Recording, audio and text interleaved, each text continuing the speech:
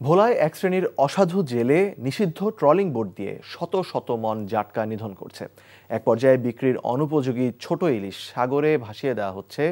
এ নিয়ে চরম ক্ষোভ প্রকাশ করেছেন সাধারণ ব্যবসায়ী ও আড়তদার ও জেলেরা। ভোলা থেকে আফজাল হোসেনের পাঠানো রিপোর্টে বিস্তারিত। দ্বীপ জেলা ভোলার চারপাশে মেঘনা ও তেঁতুলিয়া নদী এবং সর্বদক্ষিণে বঙ্গোপসাগর। বিচ্ছিন্ন এই দ্বীপ জেলার অন্তত ৩ লাখ মানুষ মৎস্য আহরণের উপর নির্ভরশীল। অথচ মেঘনা তেঁতুলিয়া নদীতে ইলিশের তেমন দেখা না মিললেও সাগরে প্রচুর জাটকা ইলিশ ধরা পড়েছে জালে। তবে সাধারণ জেলে নৌকা নয়, নিষিদ্ধ ট্রলিং বোটগুলোতে এসব জাটকা ইলিশ ধরা পড়ছে। অন্য জায়গায় ট্রলিং রাখা মনে করেন দেখা গেছে অন্য গাড়ও দেয়, এই গাড়ও দেয়। বড় ট্রলিং গুলো আছে ওরা টনকে টন মাছ ফালাইয়ে দেয়। ধরার মাছ তো বোর্ডের মাছ তো এমনি লাইকের আসা মাছ মানে ট্রলিং এর মাছ হইতে পারে। আমাদের দেশের জেলে ধ্বংস এই শুধু ট্রলিং এর কারণে। বিষয়টি স্বীকার করে চরফ্যাশন উপজেলার সিনিয়র মৎস্য কর্মকর্তা জাটকা নিধন বন্ধে অভিযানের কথা জানান। বোটগুলো তারা পারে ভিড়ায় না, ক্যারিং বোট দিয়ে তারা মাছগুলো ক্যারি করে কুলে নিয়ে আসে। তারপরও আমরা তৎপর আছি। আমাদের মৎস্য অধিদপ্তরের পক্ষ থেকে নিয়মিত অভিযান হচ্ছে এবং আমরা ইনফরমেশনের ভিত্তিতে ভবিষ্যতে অভিযান থাকবে আমাদের। জাটকা ও ইলিশ রক্ষায় অবৈধ এসব ট্রলিং বন্ধ করে দিয়ে সবার মাঝে সচেতনতা সৃষ্টি করার দাবি জানিয়েছেন স্থানীয়রা। NTV news desk. নিজ যোগ্যতায় দেশের মেয়েরা এগিয়ে আসছে উল্লেখ করে তাদেরকে নেতৃত্ব দেওয়ার জন্য জায়গা ছেড়ে দেওয়ার আহ্বান জানিয়েছেন অন্তর্বর্তীকালীন সরকারের প্রধান উপদেষ্টা অধ্যাপক মোহাম্মদ ইউনূস। আজ বেগম রোকেয়া পদক 2025 প্রদান অনুষ্ঠানে তিনি এমন আহ্বান জানান। শত বছরেও বেগম রোকেয়ার আদর্শকে সঠিকভাবে ধারণ করতে না পারায় হতাশাও প্রকাশ করেন ডক্টর ইউনূস। নজরানা চৌধুরীর রিপোর্ট। আবার সুস্থ করে সমাজে 9 ডিসেম্বর বেগম রোকেয়ার জন্ম ও মৃত্যু দিবস। বাংলাদেশ সরকার দিনটিকে বেগম রোকেয়া দিবস হিসেবে পালন করে থাকে। বেগম রোকেয়া দিবস 2025 উপলক্ষে মহিলা ও শিশু বিষয়ক মন্ত্রণালয় রাজধানীর ওসমানী স্মৃতি মিলনায়তনে রোকেয়া পদক 2025 প্রদান অনুষ্ঠানের আয়োজন করে। অনুষ্ঠানে যোগ দিয়ে অন্তর্বর্তীকালীন সরকারের প্রধান উপদেষ্টা অধ্যাপক মোহাম্মদ ইউনূস বিভিন্ন ক্ষেত্রে বিশেষ অবদান রাখায় 4 নারীর হাতে রোকেয়া পদক 2025 তুলে দেন। এ সময় তিনি পুরস্কার প্রাপ্তদের বেগম রোকেয়ার আদর্শকে আরো উচ্চে তুলে ধরার আহ্বান জানান। আজকে মনে হয় যে হ্যাঁ এটা সুন্দর কথা বলছে, সুন্দর কথা না, বিপ্লবী কথা।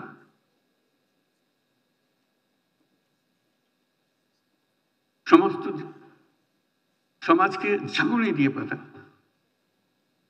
কিন্তু সেই ঝাঁকুনি বহন করে নিয়ে যাওয়ার লোক আর আসলো না। এটি হলো দুর্ভাগ্য, আমাদের দুর্ভাগ্য। বেগম রোকেয়ার মতো যেন না হয়। সুন্দর লিখে গেছেন, আমরা পড়েছি, ভালো লেগেছে। কিসসা খাতুন, ঝাঁকুনি দিতে হবে। এটা কোথাও এক জায়গা থেকে আসবে না, প্রত্যেক জায়গায় জায়গায়। অতীতে বিভিন্ন ক্ষেত্রে নারীদের অংশগ্রহণ কম ছিল, যা বর্তমান সময়ে অনেক বেড়েছে উল্লেখ করে প্রধান উপদেষ্টা বলেন, সে তুলনায় নারীদের সুযোগ সুবিধা তেমন একটা বাড়েনি। এ বিষয়ে সবাইকে নিজ নিজ ক্ষেত্রে বিশেষভাবে খেয়াল রাখার তাগিদ দেন তিনি। মেয়েরা এসছে, তারা যার জায়গা দখল করবে, নেতৃত্ব দেবে, সেটা অলরেডি গণঅভ্যুত্থানে দেখিয়েছে। আজকে আমাদের সামনে যারা বসে আছে তারা আমাদেরকে বের করে আনবে। বেগম রোকেয়া যে ডাক দিয়েছিল সেই ডাক 100 বছর পরে হলেও এখানে যেন শোনা যায়। মহিলা ও শিশু বিষয়ক মন্ত্রণালয়কে নারী ও শিশু বিষয়ক মন্ত্রণালয় করার ঘোষণাও দেন প্রধান উপদেষ্টা। নজরানা চৌধুরী, এনটিভি নিউজ, ঢাকা। প্রধান নির্বাচন কমিশনারের ভাষণ চূড়ান্ত, তফসিল ঘোষণা হতে পারে আগামীকাল অথবা পরশু। আগামীকাল রাষ্ট্রপতির সাথে সাক্ষাৎ করবেন প্রধান নির্বাচন কমিশনার এএমএম নাসির উদ্দিন। রাষ্ট্রপতির সাথে সাক্ষাতের পর বুধবার সন্ধ্যায় অথবা বৃহস্পতিবার জাতির উদ্দেশ্যে ভাষণে নির্বাচনের তফসিল ঘোষণা করতে পারেন প্রধান নির্বাচন কমিশনার। বিষয়টি নিশ্চিত করেছেন নির্বাচন কমিশনার আব্দুর রহমান এল মাসুদ। তিনি জানান, প্রধান নির্বাচন কমিশনারের বক্তব্য রেকর্ড করার জন্য বিটিভিকে চিঠি দিয়ে ভাষণ রেকর্ড করার কথা বলা হয়েছে। এদিকে মঙ্গলবার দুপুরে প্রধান বিচারপতির সাথে সাক্ষাৎ করছেন প্রধান নির্বাচন কমিশনার। আগামী নির্বাচনে দুর্নীতিবাজ ও চাঁদাবাজদের ভোটাররা প্রত্যাখ্যান করলে দেশের দুর্নীতি অনেকটাই কমে আসবে বলে মনে করেন দুর্নীতি দমন কমিশনের চেয়ারম্যান মোহাম্মদ আব্দুল মোমেন। সকালে আন্তর্জাতিক দুর্নীতি বিরোধী দিবস উপলক্ষে আয়োজিত অনুষ্ঠানে তিনি এমন আহ্বান জানিয়েছেন। শুরুতে জাতীয় পতাকা ও দুদক পতাকা উত্তোলনের মাধ্যমে দিবসের কর্মসূচি শুরু হয়। এরপর সকাল ৯টায় দুদক প্রধান কার্যালয়ের সামনে মানববন্ধন করা হয়।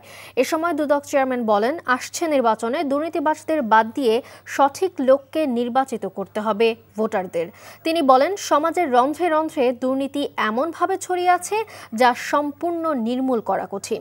এই অবস্থায় তরুণদের এগিয়ে আসার আহ্বান জানান তিনি। দুর্নীতির বিরুদ্ধে তারুণ্যের একতা, গড়বে আগামীর শুদ্ধতা, এই প্রতিপাদ্য পালিত হচ্ছে এবারের আন্তর্জাতিক দুর্নীতি বিরোধী দিবস। যারা দুর্নীতিগ্রস্ত, যারা সন্ত্রাসী, যারা চাঁদাবাজ, তাদের যদি রাখি তাহলে আমরা কেমন করে সুশাসন পাবো? রাজনীতিবিদের যদি কমিটমেন্ট বা সদিচ্ছা না থাকে তবে ফিশ রটস ফ্রম দ্য হেড, মাছের পতন হয় মাথা থেকে। এখন রাজনীতিবিদরা যারা আমাদেরকে শাসন করবে তারা যদি ঠিক থাকে তো সহজে সমাজে পতন ধরবে না এবং তাতেই দুর্নীতি কমে যাবে। 2024-এর গণঅভ্যুত্থানের মধ্য দিয়ে যে বিজয় অর্জিত হয়েছে সেটিকে সুসংহত করার আহ্বান জানিয়েছেন বিএনপির মহাসচিব মির্জা ফখরুল ইসলাম আলমগীর। আজ জাতীয় প্রেস ক্লাবে প্রফেসর ডক্টর মাহবুবুল্লাহ ও তার স্ত্রী সালমাহ আলো প্রণীত গ্রন্থসমূহের মোড়ক উন্মোচন অনুষ্ঠানে এই আহ্বান জানান তিনি। অনুষ্ঠানে প্রধান অতিথির বক্তব্যে বিএনপি মহাসচিব মির্জা ফখরুল ইসলাম আলমগীর বলেন, ভিশন 2030 বইয়ের মূল বিষয়বস্তু ছিল মাহবুবুল্লাহর। তার চিন্তা ভাবনা এখানে অনেক বড় ভূমিকা রেখেছে। দেশকে একটা গণতান্ত্রিক রাষ্ট্রে পরিণত করা ও এই রাষ্ট্রকে এগিয়ে নিয়ে যাওয়ার ক্ষেত্রে তার ভূমিকা অনবদ্য। বলেন, 24-এর যে ত্যাগ সেটি যেন বৃথা না যায়। সকলকে সেই চেষ্টায় এগিয়ে আসতে হবে। মতপার্থক্য থাকবে, কিন্তু সেটি যেন গণঅভ্যুত্থানকে ব্যর্থ না করে এবং কোনোভাবে অনৈক্য সৃষ্টি না করে। দলমত নির্বিশেষে এই বিজয়কে সুসংহত করতে হবে। 24-এর জুলাই আন্দোলনের মধ্য দিয়ে আমরা যে বিজয় অর্জন করেছি, আসুন সাইফুল আলী বলেছেন আমরা সবাই মিলে সেই বিজয়টাকে সুসংহত করি। আমাদের মধ্যে মতপার্থক্য থাকবে, কিন্তু সেই মতপার্থক্য যেন আমাদের যে আশা, আমাদের যে স্বপ্ন, এই যে ছেলেগুলো প্রাণ দিয়েছে তাদের যে আত্মাহুতি যেন বৃথা না যায়, আমরা আমাদের স্বপ্নকে যেন বাস্তবায়িত করতে পারি। ব্যক্তিস্বার্থ ভুলে বিএনপির ভারপ্রাপ্ত চেয়ারম্যান তারেক রহমানের নেতৃত্বে দেশকে এগিয়ে নিতে নেতাকর্মীদের প্রতি আহ্বান জানিয়েছেন দলের স্থায়ী কমিটির সদস্য নজরুল ইসলাম খান। মঙ্গলবার সকালে বিএনপির দেশ গড়া পরিকল্পনা শীর্ষক আলোচনা সভার উদ্বোধনী অনুষ্ঠানে এই আহ্বান জানান তিনি। জানান, অন্য দলের সমালোচনা নয়, বরং নিজেদের কর্মসূচি নিয়ে জনগণের দ্বারে যেতে হবে। তিনি আরও দাবি করেন, বিএনপি ছাড়া অন্য কোনো দলের রাষ্ট্র পরিচালনার অভিজ্ঞতা নেই। আবারও রাষ্ট্র পরিচালনার সুযোগ পেলে দেশ গঠনে দায়িত্বশীল ভূমিকা রাখবে বিএনপি। নারী শিক্ষা ও ক্ষমতায়নের প্রসঙ্গ তুলে তিনি বলেন, নারী শিক্ষা উন্নয়নে বেগম রোকেয়ার পর যে নামটি শ্রদ্ধার সঙ্গে উচ্চারণ হয় তিনি বেগম খালেদা জিয়া। অনুষ্ঠানে বিএনপির সিনিয়র যুগ্ম মহাসচিব রুহুল কবির রিজভী বলেন, ক্ষমতায় গেলে দুর্নীতির বিরুদ্ধে যুদ্ধ ঘোষণা করবে বিএনপি।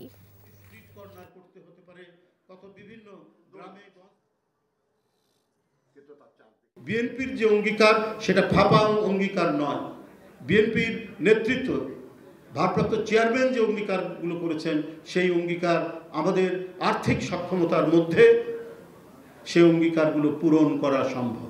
অন্য দলের সমালোচনার কোনো প্রয়োজন নাই। আমাদের নিজেদের পক্ষে এত বেশি কথা আছে যে সেটা বলারই তো সময় পাওয়া যায় না। আপনি অন্য সমালোচনা করবেন কখন? সবচেয়ে জটিল, সবচেয়ে মূল্যবান যন্ত্র হলো রাষ্ট্রযন্ত্র।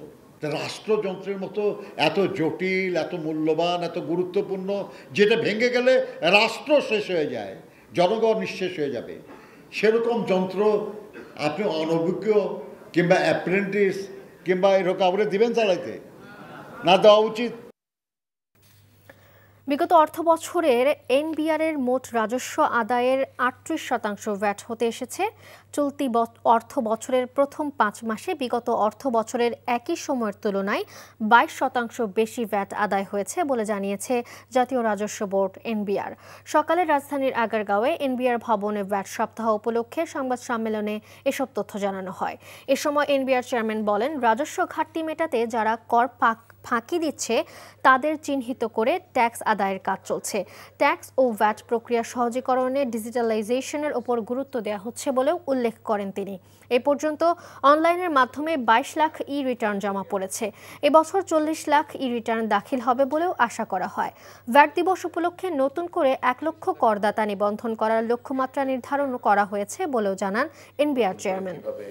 এই ভ্যালুয়েটেড ট্যাক্সের আইন কানুন বিধিবিধান এগুলোকে সিম্পলিফাই করা যায় এবং পুরোটা আমরা যান্ত্রিকীকরণ করতে পারি, যাতে করে এখানে কোনো রকমের কোনো ডেভিয়েশন তৈরি না হয় এবং প্রত্যেকে যাতে সমানভাবে দিতে পারে। যারা রেভিনিউ ফাঁকি দিয়েছে নোয়িংলি, যাদের ট্যাক্স দেওয়ার কথা ট্যাক্স দেয় নাই, নানাভাবে এটা এড়িয়ে গেছে, তাদের কাছ থেকে আসলে রেভিনিউ আনার ব্যাপারে আমরা জোর চেষ্টা করছি।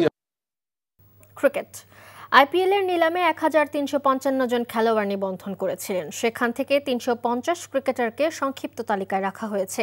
বাংলাদেশের থেকে জায়গা পাওয়া 7 জনের মধ্যে প্রত্যেকেই বোলার। বাদ পড়েছেন সাবেক অধিনায়ক সাকিব আল হাসান। ক্রিকবাজ জানিয়েছে, বাংলাদেশ থেকে সংক্ষিপ্ত নিলাম তালিকায় জায়গা পাওয়া ক্রিকেটাররা হলেন মুস্তাফিজুর রহমান, তানজিম হাসান সাকিব, রিশাদ হোসেন, তাসকিন আহমেদ, নাহিদ রানা, রাকিবুল হাসান ও শরীফুল ইসলাম। এর মধ্যে 240 জন ভারতীয়, 110 জন বিদেশি। এদিকে 40 জন ক্রিকেটারের ভিত্তিমূল্য সর্বোচ্চ 2 কোটি রুপি। একমাত্র বাংলাদেশি হিসেবে মুস্তাফিজ এই সর্বোচ্চ ক্যাটাগরিতে আছেন। গত মৌসুমে দিল্লি ক্যাপিটালসের হয়ে খেলেছেন বাঁহাতি পেসার। 16 ডিসেম্বর বাংলাদেশ সময় 3টায় শুরু হবে নিলাম। নানা আয়োজনে দেশের বিভিন্ন স্থানে পালিত হয়েছে মহিষী নারী বেগম রোকেয়ার জন্ম ও মৃত্যু দিবস। দিবসটি উপলক্ষে রংপুরে বেগম রোকেয়া বিশ্ববিদ্যালয়ে জাতীয় পতাকা উত্তোলন ও প্রতিকৃতিতে পুষ্পমাল্য অর্পণ করা হয়। এছাড়া মিঠাপুকুর উপজেলার পায়রাবন্দর গ্রামে রোকেয়ার জন্মস্থানে পুষ্পমাল্য অর্পণ করেন জেলা প্রশাসক। সকালে বরিশালে জেলা প্রশাসন, মহিলা বিষয়ক অধিদপ্তর, জাতীয় মহিলা সংস্থা এবং ব্র্যাক বরিশালের যৌথ উদ্যোগে শহরে র্যালি ও আলোচনা সভা অনুষ্ঠিত হয়। দিনটি উপলক্ষে ময়মনসিংহে জেলা প্রশাসক কার্যালয়ের সামনে থেকে একটি র্যালি বের হয়। পরে আলোচনা সভা ও জেলায় বিভিন্ন ক্ষেত্রে অবদান রাখায় 6 নারীকে সম্মাননা প্রদান করা হয়। এছাড়া জয়পুরহাট, চুয়াডাঙ্গা, শেরপুর ও মেহেরপুরে পালিত হয়েছে বেগম রোকেয়া দিবস। বিএনপি চেয়ারপারসন বেগম খালেদা জিয়ার রোগমুক্তি কামনায় দেশের বিভিন্ন স্থানে দোয়া মাহফিল অনুষ্ঠিত হয়েছে। চাঁদপুরে বিএনপি চেয়ারপারসন ও সাবেক প্রধানমন্ত্রী বেগম খালেদা জিয়ার সুস্থতা ও দীর্ঘায়ু কামনায় দোয়া মাহফিল অনুষ্ঠিত হয়েছে। মতলব দক্ষিণ উপজেলা ও পৌর বিএনপির যৌথ উদ্যোগে দোয়া মাহফিলের উপস্থিত ছিলেন 2 আসনের বিএনপির প্রার্থী ডক্টর মোহাম্মদ জালাল উদ্দিন। দুপুরে মুন্সিগঞ্জের সিরাজদিখানে বিএনপি চেয়ারপারসন বেগম খালেদা জিয়ার সুস্থতা কামনায় দোয়া করা হয়। নেত্রকোনায় বিএনপি চেয়ারপারসন বেগম খালেদা জিয়ার আশু রোগমুক্তি কামনায় বিশেষ প্রার্থনা অনুষ্ঠিত হয়। জেলা শহরের বড় বাজারে নরসিংহ জিওর আখড়া প্রাঙ্গণে সনাতনী সমাজ এই সভার আয়োজন করে। এছাড়া ব্রাহ্মণবাড়িয়ায় দোয়া অনুষ্ঠিত হয়। নানা আয়োজনের মধ্য দিয়ে সারা দেশে পালিত হচ্ছে আন্তর্জাতিক দুর্নীতি বিরোধী দিবস। দিবস উপলক্ষে চট্টগ্রাম নগরীতে মানববন্ধন ও সমাবেশ হয়েছে। জেলা শিল্পকলা একাডেমিতে সমাবেশের উদ্বোধন করেন বিভাগীয় কমিশনার ডক্টর মোহাম্মদ জিয়াউদ্দিন। খুলনায় দুর্নীতির বিরুদ্ধে তারুণ্যের একতা, গড়বে আগামীর শুদ্ধতা এই স্লোগানে আন্তর্জাতিক দুর্নীতি বিরোধী দিবস পালিত হয়েছে। দিবস ঘিরে আলোচনা সভা, প্রামাণ্যচিত্র প্রদর্শনী করা হয়। পাবনায় আন্তর্জাতিক দুর্নীতি বিরোধী দিবস ঘিরে জাতীয় ও দুদকের পতাকা উত্তোলন ও বেলুন উড়িয়ে কর্মসূচি শুরু করা হয়। পরে আলোচনা সভার আয়োজন করে জেলা প্রশাসন। একই প্রতিবাদে জামালপুর, রাঙামাটি, পিরোজপুর, জয়পুরহাট ও চুয়াডাঙ্গায় আন্তর্জাতিক দুর্নীতি বিরোধী দিবস উপলক্ষে মানববন্ধন ও আলোচনা সভার আয়োজন করা হয়। ভূমিকম্প ও বিভিন্ন প্রাকৃতিক দুর্যোগ সহনীয় ভবন নির্মাণে করণীয় নিয়ে রাজশাহীতে সেমিনার ও মতবিনিময় সভা অনুষ্ঠিত হয়েছে। দুপুরে RDA ভবনে রাজশাহী উন্নয়ন কর্তৃপক্ষ এই সভার আয়োজন করে। বক্তারা ভূমিকম্পের ঝুঁকি মোকাবেলায় ভবন নির্মাণে BNBC কোড মেনে চলা, পুরনো ও ঝুঁকিপূর্ণ ভবন জরিপ করে সংস্কারের উদ্যোগ নেওয়া, প্রস্তুতি বাড়ানো এবং সচেতনতা বাড়ানোর ওপর জোর দেন। তারা বলেন, পরিকল্পিত নগরায়ন ও শক্তিশালী নির্মাণ নীতিমালা বাস্তবায়নের মাধ্যমে বড় ধরনের বিপর্যয় অনেকাংশে এড়ানো সম্ভব। ভূমি সেটেলমেন্ট অফিসের অনিয়ম দুর্নীতির তথ্য সংগ্রহ করতে গিয়ে সাভারে হেনস্থার শিকার হয়েছেন দেশ টিভির সাংবাদিক দেওয়ান ইমন। এ সময় দালাল ও সিন্ডিকেট দলের সদস্যরা ক্যামেরা ছিনিয়ে নেওয়ারও চেষ্টা করে বলে অভিযোগ করেছেন ওই সাংবাদিক। দুপুরে সাভারের আলমনগর সুগন্ধা হাউজিংয়ে উপজেলা সেটেলমেন্ট অফিসে এ ঘটনা ঘটে। এ ব্যাপারে থানায় মামলা দায়ের করেছেন ভুক্তভোগী সাংবাদিক। তিনি জানান, সংবাদ সংগ্রহ করতে গেলে সেটেলমেন্ট কার্যালয়ের পেশকার মোহাম্মদ শফিক এবং উপসহকারী সেটেলমেন্ট অফিসার সাইফুল ইসলাম তার দিকে তেড়ে আসেন এবং চেয়ার তুলে আক্রমণের চেষ্টা করেন। এ ঘটনার তীব্র নিন্দা ও দোষীদের দৃষ্টান্তমূলক শাস্তির দাবি জানিয়েছে সাভার, আশুলিয়া ও ধামরাই কর্মরত বিভিন্ন টেলিভিশন চ্যানেলের সাংবাদিকরা। গাজীপুরের কোনাবাড়িতে পিএন কম্পোজিট লিমিটেড কারখানা সাময়িকভাবে বন্ধ ঘোষণা করেছে কর্তৃপক্ষ। শ্রমিকদের একাংশের কর্মবিরতি, উৎপাদন কার্যক্রমে বাধা এবং নিরাপত্তাজনিত ঝুঁকির কারণে এই সিদ্ধান্ত নেওয়া হয়েছে বলে কারখানা কর্তৃপক্ষ জানিয়েছে। জানা যায়, গত 7 ডিসেম্বর থেকে কিছু শ্রমিক অযৌক্তিক দাবি তুলে কাজে যোগদান থেকে বিরত থাকে। এতে কারখানার ভেতরে উত্তেজনা, বিশৃঙ্খলা এবং নিরাপত্তাহীন পরিবেশ সৃষ্টি হয়। কর্তৃপক্ষের পক্ষ থেকে একাধিকবার আলোচনার মাধ্যমে পরিস্থিতি স্বাভাবিক করতে চেষ্টা করলেও সমস্যার কোনো স্থায়ী সমাধান হয়নি। ফলে বাংলাদেশ শ্রম আইন 2006 অনুযায়ী কর্তৃপক্ষ 11 নভেম্বর 2025 থেকে কারখানার উৎপাদন কার্যক্রম বন্ধ ঘোষণা করে। রংপুর বেগম রোকেয়া বিশ্ববিদ্যালয়ের ছাত্র সংসদ ব্রাকসু নির্বাচনে ছাত্র শিবির সমর্থিত বেরোবি শিক্ষার্থী পরিষদের 13 সদস্যের প্যানেল ঘোষণা করা হয়েছে, যেখানে আহমদুল হককে ভিপি ও মেহেদি হাসানকে জিএস করে 13 সদস্যের প্যানেল ঘোষণা করা হয়। দুপুরে বিশ্ববিদ্যালয়ের প্রশাসনিক ভবনের সামনে এক সংবাদ সম্মেলন করে প্যানেল ঘোষণা করেন শিক্ষার্থী পরিষদের উপদেষ্টা সুমন সরকার। সংবাদ সম্মেলনে জানানো হয়, শিক্ষার্থীদের ন্যায্য অধিকার প্রতিষ্ঠায় কাজ করবে এই প্যানেল। এছাড়া আবাসন সংকট, পর্যাপ্ত ক্লাসরুম সহ বিশ্ববিদ্যালয়ে বিদ্যমান সমস্যায় সজাগ রয়েছে এই প্যানেল। আগামী 24 ডিসেম্বর অনুষ্ঠিত হবে বেগম রোকেয়া বিশ্ববিদ্যালয়ের ছাত্র সংসদ ব্রাকসু নির্বাচন। প্রধান নির্বাচন কমিশনারের ভাষণ চূড়ান্ত। আগামীকাল দুপুরে রাষ্ট্রপতির সাথে সাক্ষাৎ শেষে বুধবার সন্ধ্যায় কিংবা বৃহস্পতিবার ঘোষণা হতে পারে নির্বাচন ও গণভোটের তফসিল। বিষয়টি নিশ্চিত করেছেন নির্বাচন কমিশনার আব্দুর রহমান এল মাসুদ। এদিকে প্রধান বিচারপতির সাথে সৌজন্য সাক্ষাৎ করে নির্বাচনে বিচারিক হাকিম নিয়োগের বিষয়ে প্রধান বিচারপতিকে অনুরোধ করেন সিইসি AM নাসির উদ্দিন। ওবায়দুল্লাহ মামুনের রিপোর্ট। দরজায় করা নাড়ছে ত্রয়োদশ জাতীয় সংসদ নির্বাচন। সবকিছু ঠিকঠাক থাকলে বুধবার কিংবা বৃহস্পতিবার নির্বাচনের তফসিল ঘোষণা করতে পারে নির্বাচন কমিশন। আর প্রধান নির্বাচন কমিশনারের ভাষণ রেকর্ডে সোমবার বাংলাদেশ টেলিভিশন ও বেতারকে প্রস্তুতির চিঠি দিয়েছে ইসি। সে লক্ষ্যেই সবকিছু প্রস্তুত করেছে নির্বাচন কমিশন। প্রথা অনুযায়ী তফসিল ঘোষণার আগে রাষ্ট্রপতির সাথে বুধবার দুপুরে সাক্ষাৎ করবেন নাসির উদ্দিন কমিশন। পরে সন্ধ্যা কিংবা বৃহস্পতিবার ঘোষণা হতে পারে ত্রয়োদশ জাতীয় সংসদ নির্বাচন ও গণভোটের তফসিল। ভাষণে নির্বাচন সুষ্ঠু করতে রাজনৈতিক দল ও অংশীজনদের সহযোগিতার আহ্বান করেন সিইসি। এদিকে দুপুরে প্রধান বিচারপতি সৈয়দ রেফাত আহমেদের সঙ্গে সুপ্রিম কোর্টে সৌজন্য সাক্ষাৎ করেন প্রধান নির্বাচন কমিশনার AM নাসির উদ্দিন। এ সময় তিনি সুষ্ঠু নির্বাচনের লক্ষ্যে বিচার বিভাগের সহযোগিতা চান।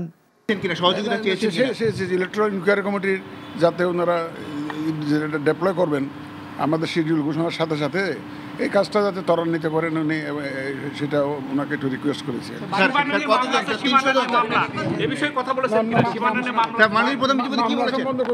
মাননীয় প্রধান বিচারপতি আপনাকে কি আশ্বস্ত করেছেন? না, উনি জাস্ট ইলেকট্রাল কমিটির যে লোকজন দেওয়ার কথা আছে, ডেভেলপমেন্ট আছে, ওই ব্যাপারে বলতে ওনারা যথাযথ ব্যবস্থা নিচ্ছেন এবং নেবেন, কোনো অসুবিধা হবে না, এটা ইস্যু করেছেন। আর কোনো মামলা নিয়ে কোনো আলাপ করেন না। Obaidullah Mamun, NTV news, Dhaka. কথার ফুলঝুরি নয়, রাষ্ট্র পরিচালনায় প্রয়োজন পরিকল্পনা, আর বিএনপির কাছেই সেই পরিকল্পনা রয়েছে বলে জানালেন দলের ভারপ্রাপ্ত চেয়ারম্যান তারেক রহমান। তিনি বলেন, অন্যদের কথার ফুলঝুরি আছে কিন্তু তাদের পরিকল্পনা নেই। আর রাষ্ট্র পরিচালনার দায়িত্ব পেলে বিএনপি দুর্নীতির লাগাম টেনে ধরবে, নিয়ন্ত্রণে আনবে আইনশৃঙ্খলা পরিস্থিতি। হাসান মাহমুদের রিপোর্ট। দলের অঙ্গ ও সহযোগী সংগঠনের নেতাকর্মীদের অংশগ্রহণে রাজধানীর কৃষিবিদ ইনস্টিটিউশন মিলনায়তনে তৃতীয় দিন পার করেছে বিএনপির দেশ গড়ার পরিকল্পনা কর্মসূচি। লন্ডন থেকে যুক্ত হয়ে এদিন তারেক রহমান বলেন, মানুষ আর কথার ফুলঝুরি চায় না, চায় শিক্ষা, স্বাস্থ্য, কর্মসংস্থান সহ বিভিন্ন খাতের উন্নয়নে রাজনৈতিক দলগুলোর সামনের পরিকল্পনার কথা। বিএনপির কাছেই রয়েছে খাতভিত্তিক পরিকল্পনা। কথার ফুল জুড়ে দিয়ে রাষ্ট্র চলে না, কথার ফুল জুড়ে দিয়ে জনগণের পেটে খাবার আসে না। পরিকল্পনা লাগে কর্মসংস্থান করতে, জনগণের পেটে আহার দিতে, ভাত দিতে হলে পরিকল্পনা লাগে, প্ল্যানিং লাগে, যা একমাত্র আপনার আছে, যা একমাত্র এই দলের আছে, যা একমাত্র বিএনপির আছে, আর কারো নেই। অতীতে বিএনপি দুর্নীতি রোধ করতে পেরেছে উল্লেখ করে তারেক রহমান বলেন, জনতার রায়ে রাষ্ট্র পরিচালনার দায়িত্ব পেলে আবারও দুর্নীতির লাগাম টেনে ধরা হবে। যে কোনো মূল্যে দুর্নীতির লাগাম টেনে ধরতে হবে এবং দেশের আইন শৃঙ্খলাকে আমাদের ঠিক রাখতে হবে। তাহলেই আমরা আমাদের ফ্যামিলি কার্ড বলুন, কৃষি কার্ড বলুন, শিক্ষার ব্যাপারে আমরা যে পরিকল্পনা গ্রহণ করেছি, এইরকম সবগুলোকে আমরা সফল করতে পারবো। তারেক রহমান বলেন, বিভাজন ও বিভক্তি রেখে দেশ গড়ে তোলা সম্ভব নয়। ঐক্য বিনষ্ট হলে দেখা দেবে সংকট।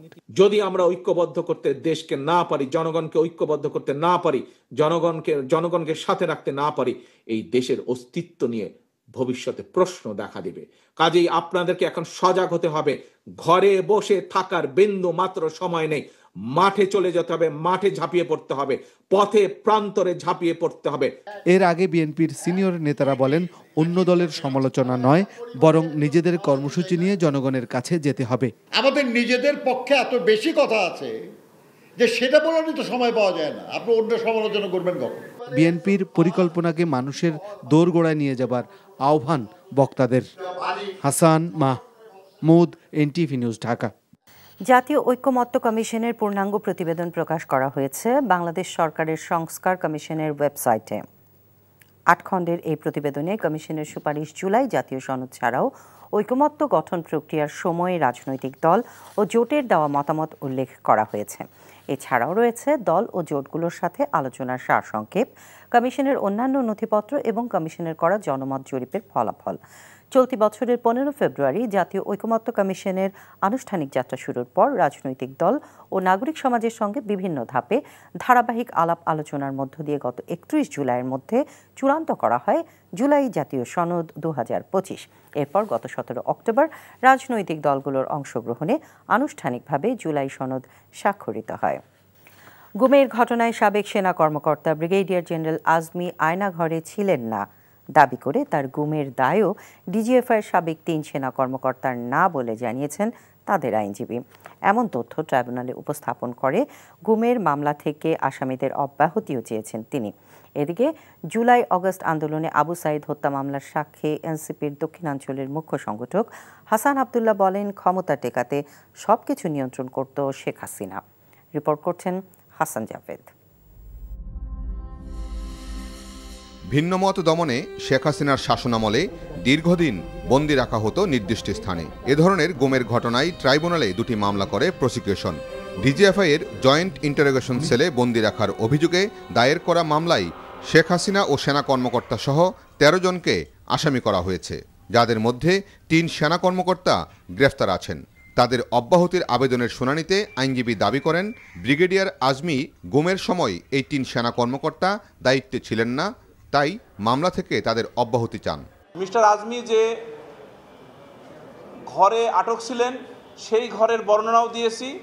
সেখানে 21 ফিট বাই 17 ফিট একটি ঘর, জানালা 5টি, দরজা 2টি, ওয়ার্ড্রোব, আলমিরা, রিডিং টেবিল এবং পরে স্থাপিত এসিও ছিল। এবং আমরা সাবমিশনে বলেছি যে আর্মির তদন্ত আদালতের সেই রিপোর্ট অনুসারে ওটা আয়না ঘর ছিল না, অন্য কোনো জায়গা ছিল, যার কারণে এই ভিকটিমের আয়না ঘরে আটক রাখার জন্য এই আসামিদের কোনো দায় নাই। এদিকে জুলাই অভ্যুত্থানের প্রথম শহীদ রংপুরের বেগম রোকেয়া বিশ্ববিদ্যালয়ের শিক্ষার্থী আবু সাইদ হত্যা মামলায় সাক্ষ্য দিয়েছেন বৈষম্য বিরোধী ছাত্র আন্দোলনের অন্যতম সংগঠক হাসনাত আবদুল্লাহ। সেখানে তিনি বলেন, শেখ হাসিনা ক্ষমতাকে কক্ষিগত করতে সবকিছু নিয়ন্ত্রণ করেছিলেন। হাসিনা সব কিছুকে আসলে নিয়ন্ত্রণ করেছিল। উনি এক্সিকিউটিভকে নিয়ন্ত্রণ করতেন, কোর্টকে নিয়ন্ত্রণ করতেন, বিচার ব্যবস্থাকে নিয়ন্ত্রণ করতেন। বিশেষ করে 71 টেলিভিশন, সময় টেলিভিশন এবং ডিবিসি, এই 3টি টেলিভিশনকে কিভাবে নিয়ন্ত্রণ করছিল আমাদের সামনে বসেই এজেন্সিগুলো তাদের প্রচারিত খবরকে পরিবর্তন করে দিচ্ছিলেন। এছাড়া জুলাই আগস্ট আন্দোলনে আশুলিয়ায় 6 জনকে হত্যা শেষে লাশ পুড়িয়ে দেয়া সহ 7 জনকে হত্যা মামলায় তদন্ত কর্মকর্তা অসুস্থ থাকায় সাক্ষ্য গ্রহণের জন্য পরবর্তী দিন ধার্য করা হয়েছে 14 December. Hasan Jabed, NTV news, Dhaka. 908 megawatt ক্ষমতা সম্পন্ন সৌর বিদ্যুতের 12টি প্রকল্প অনুমোদন করেছে বিদ্যুৎ, জ্বালানি ও খনিজ সম্পদ মন্ত্রণালয়। এর মাধ্যমে নবায়নযোগ্য জ্বালানি শক্তি ব্যবহার বৃদ্ধির পাশাপাশি প্রতি বছর 420 কোটি টাকা সাশ্রয় হবে বলে জানিয়েছেন মন্ত্রণালয়ের উপদেষ্টা ফাজুল কবির খান। সচিবালয়ে ক্রয় কমিটির সভা শেষে তিনি বলেন, বিদ্যুৎ অফিসের ভেতরে কর্মকর্তাদের অসহযোগিতার জন্য এই খাতে দুর্নীতি বন্ধ করা যাচ্ছে না। জাতীয় নির্বাচনের তফসিল ঘোষণার পর সরকারের অনেক কার্যক্রম বন্ধ হয়ে যাবে, এমন ধারণা সঠিক নয় জানিয়ে অর্থ উপদেষ্টা সালেউদ্দিন আহমেদ বলেন, জরুরি প্রয়োজনের কোনো কিছুর কেনাকাটাই বন্ধ হবে না। বলেন, ভারত থেকে পেঁয়াজ আমদানির অনুরোধ আসলেও দেশের কৃষকদের কথা চিন্তা করেছে সরকার। জানান, মূল্যস্ফীতি বেড়ে গেলেও সরবরাহ ঠিক রাখাকেই প্রাধান্য দেবে সরকার।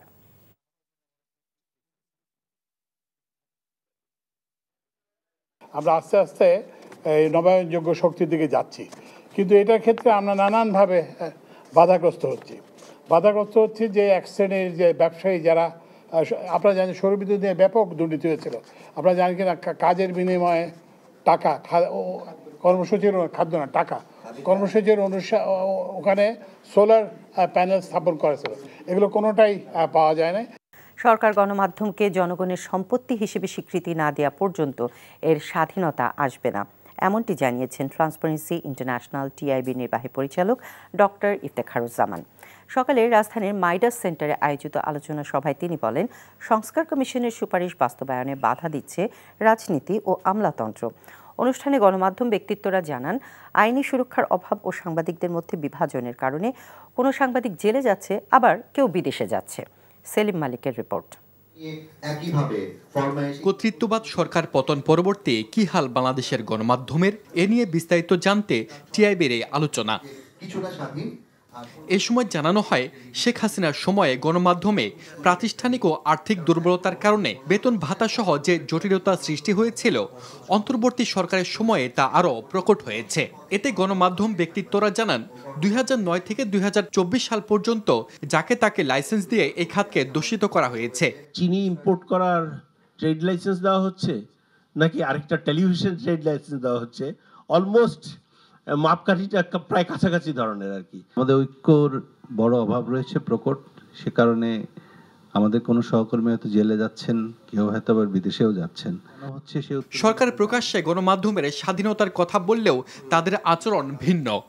যিনি চান যে গণমাধ্যম থাকুক, মুখে যিনি বলেন যে হ্যাঁ আমরা গণমাধ্যমের স্বাধীনতায় বিশ্বাস করি, কিন্তু কাজের ক্ষেত্রে তাদের চাওয়া হচ্ছে আমাদের সমালোচনা করা যাবে না। আমরা কি জোর গলায় সব অংশীজন বলতে পেরেছি যে স্বাধীন সাংবাদিকতা এবং মত প্রকাশের বিরুদ্ধে কোনো আইন কোনোদিন কেউ করা যাবে না।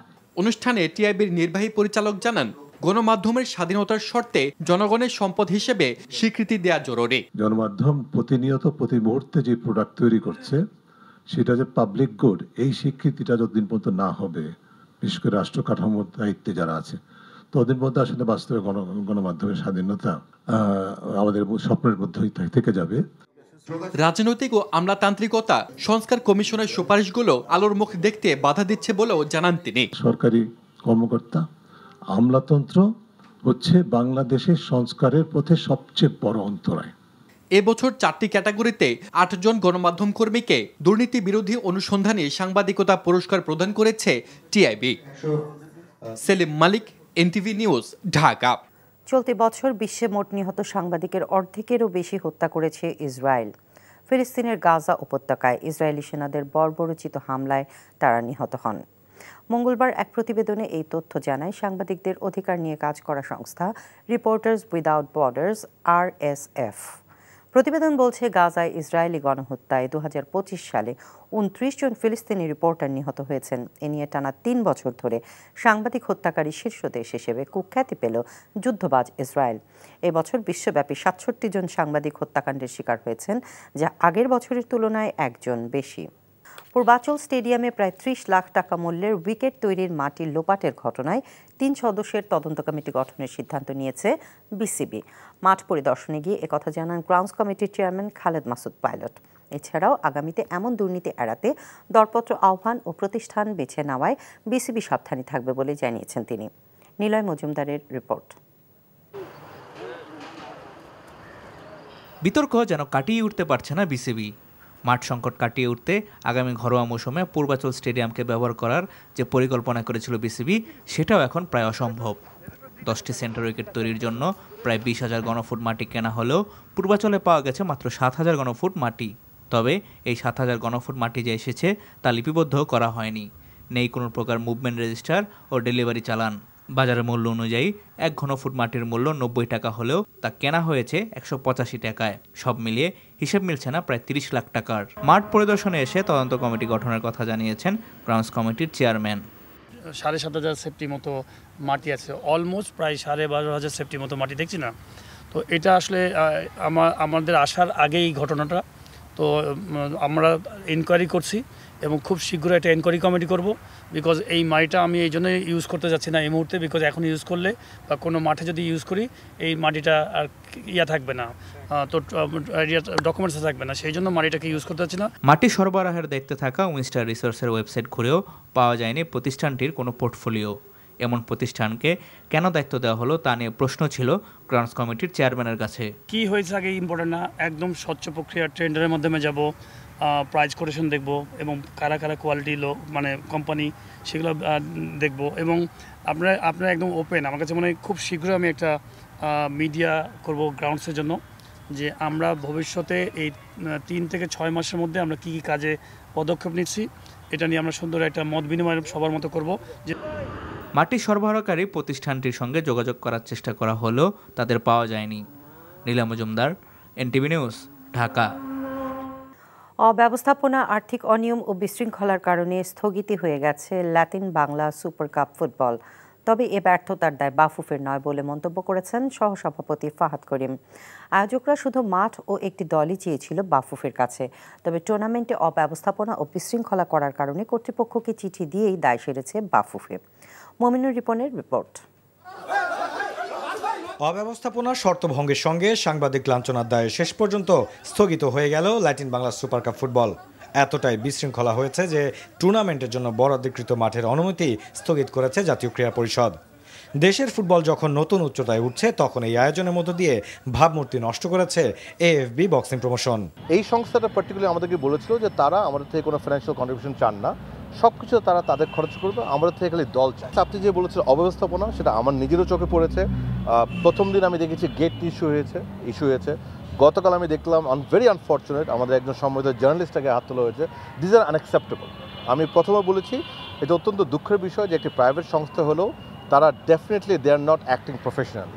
ব্রাজিলিয়ান বিশ্বকাপ জয়ী কাফু ও আর্জেন্টাইন তারকা ক্যানিজিওকে নিয়ে আসার মূলটা ঝুলালেও শেষ পর্যন্ত আর্থিক অভাবে তাদের আনতে পারছে না আয়োজক কমিটির ব্যবস্থাপনা পরিচালক আসাদুজ্জামান। সঙ্গে তাদের অপেশাদার আচরণে হতাশ বাফুফে। বিএফএর পক্ষ থেকে ফুটবল করতে এসে আপনি অব্যবস্থাপনা করবেন, ফুটবল করতে এসে সাংবাদিকদের সাথে খারাপ ব্যবহার করবেন, this will not be spread. So আমাদের তরফ থেকে আমাদের পক্ষে যা যা করার সেটা আমরা করব। ন্যাশনাল স্পোর্টস কাউন্সিল যে উদ্যোগটা নিয়েছে আমরা সাধুবাদ জানাই সেটাকে। অভিজ্ঞতা না থাকলেও এই সিরিজ আয়োজনের সায়দা এবং বয়সভিত্তিক দল গঠন নিয়ে সমালোচনার মুখে পড়েছে বাফুফে। Mominur Ripon, NTV news, Dhaka.